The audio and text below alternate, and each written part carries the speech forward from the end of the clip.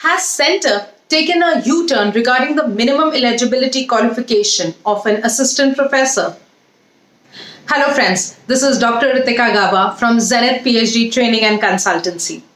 We are a consultancy which exclusively deals with all your PhD related dilemmas and answers all your questions. And today we are going to deal with yet another confusion related to PhD. 10th November 2021 को एक news release हुई bye Indian express जिसकी headline थी, आप ऊपर देख सकते हैं, कि सेंटर ने यू टर्न ले लिया है regarding PhD being compulsory for assistant professor job. इससे पहले कि आपको ये हो कि कंपल्सरी हुई कब थी पीएचडी, अगर आपको इस बारे में जानना है तो उसके लिए आपको हमारी पहली वीडियो देखनी पड़ेगी जिसमें हमने आपको समझाया है कि असिस्टेंट प्रोफेसर्स कौन होते हैं, हायर एजुकेशन इंडस्ट्री क्या होती है और यूजीसी की क्या गाइडलाइंस है regarding assistant professors in a college and assistant professors in a university, and even how assistant professors are promoted to associate and other designations. उसी वीडियो में हमने आपके साथ एक रेगुलेशन शेयर करी थी यूजीसी की, जो कि रिलीज हुई थी 12 अक्टूबर 2021 में। उस रेगुलेशन में लिखा था कि 1 जुलाई 2023 से PhD would be made a compulsory qualification for assistant professors for who want to work in a university. इस रेगुलेशन की कॉपी आपको ऊपर देख सकते हैं। अगर आपको इसका लिंक चाहिए और डिटेल में इस न्यूज को जानना है तो प्लीज हमारा पहला वीडियो देखें। Okay, now coming to the news which was shared by Indian Express. So उस न्यूज को और समझने के लिए और ये देखने के लिए कि और ये कहाँ पे शेयर हुई है, हमने यूजीसी की वेबसाइट देखी और बहुत सारे न्यूज़पेपर आर्टिकल्स ढूंढने की कोशिश करी, बट हमें इस न्यूज से रिलेटेड सिर्फ 3 ही आर्टिकल्स मिले। तीनों ही आर्टिकल्स इंडियन एक्सप्रेस में आए थे बिटवीन 10th to 20th नवंबर। इन तीनों आर्टिकल्स की कई फोटोग्राफ्स आपको ऊपर दिखाई देंगी और इनके तीनों के लिंक्स नीचे डिस्क्रिप्शन बॉक्स में हैं, आप डिटेल में पढ़ सकते हैं।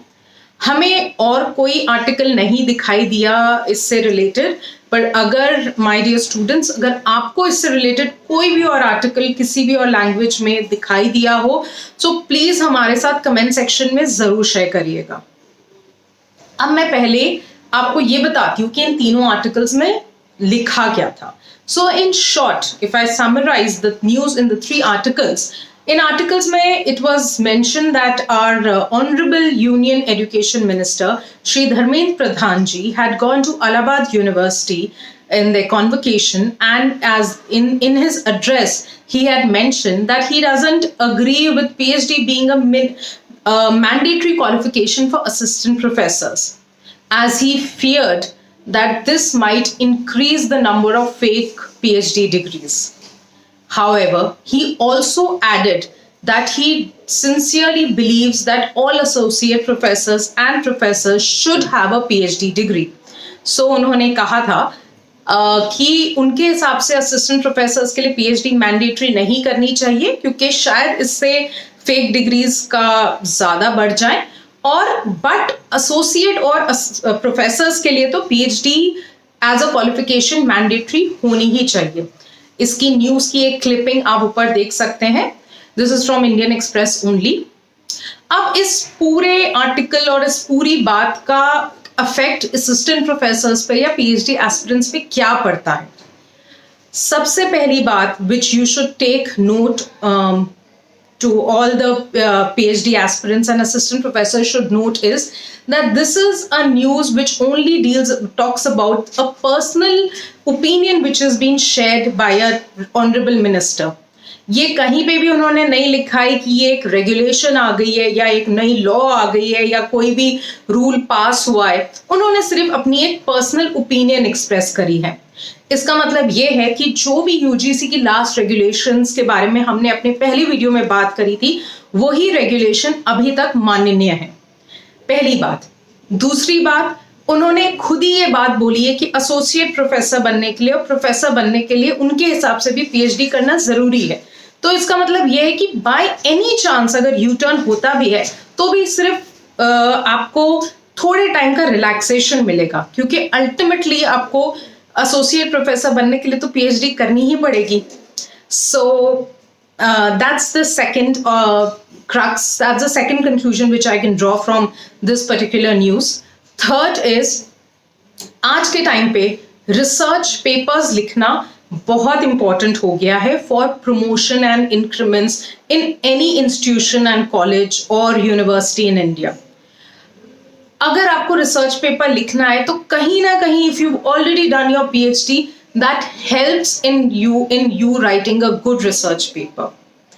Fourth point, new education policy में मेंशन करा है कि आने वाले टाइम में यूजी को 4 इयर्स का बना दिया जाएगा और 4th ईयर में रिसर्च करी जाएगी. अगर पीजी में तो ऑलरेडी रिसर्च ओरिएंटेड, बहुत सारे PG programmes already research oriented होते हैं. अगर आप एज अ प्रोफेसर खुद आपने रिसर्च नहीं करा होगा तो कहीं ना कहीं इन यूजी और पीजी कैंडिडेट्स को गाइड करने में आपको दिक्कत आ सकती है. सो माई डियर फ्रेंड्स, जो मैंने आपसे पहले बोला था वही आज भी बोलूंगी. If you want to make a bright career in the education industry, then you have to do your PhD. और जितनी जल्दी कर सके उतना ज्यादा आपका करियर सिक्योर और सेफ होगा. इसके अलावा अगर PhD से रिलेटेड कोई भी क्वेश्चंस हैं तो प्लीज नीचे कमेंट बॉक्स में डालिए.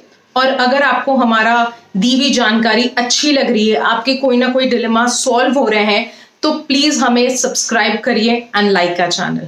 Thank you. Signing off, Dr. Ritika Gaba from Zenith PhD Training and Consultancy, a consultancy which is here to empower you with PhD knowledge.